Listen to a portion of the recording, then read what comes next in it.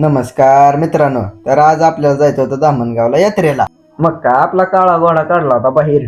सचिन काय सणांना फिरी गाडी चालवायला लागला. मग काय मामाचे लेकर म्हणाले दाजी आम्हाला बी घ्या ब्लॉग मध्ये. मग घेतलं त्यांना.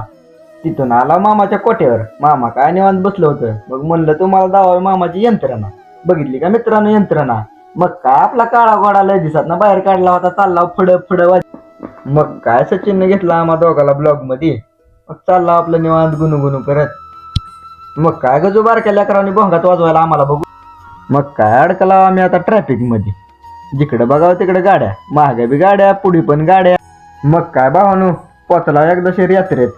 मग काय बघावं तिकडे सगळी गर्दीच. इकडे बी गर्दी तिकडे बी गर्दी. मग काय सचिननं घेतलं दोघाला ब्लॉग मध्ये.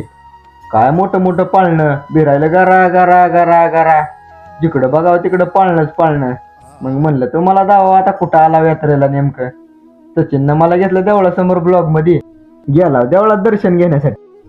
आला बाहेर स्विमिंग पूल पशी असतो तर सचिनचं चप्पल हाणलं कोणी. मग सचिनला बसायचं होतं पाळण्यात. मग काय गेला पाळण्यात बसायला. मग सचिननं काढला ब्लॉग. मग काय पाळण्यावाला फिरवायला लागला गर.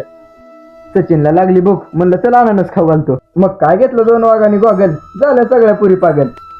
मग कसा आपला बघवा. मग काय सचिन वरडायला लागला मला आकाशी पाळण्यात बसायचं म्हणून. मग नेलं सचिनला आकाशी पाळण्यात. आलाव खाली. चालला होता गावाकडे. सचिनला आला फोन. सचिनला माहितच ना तुम्ही ब्लॉग काढायला. मग काय सचिन मनस्थितीत नव्हता चप्पल चोरल्यामुळे ब्लॉग मध्ये यायच्या. मग काय आपलं पोचलाव गावात.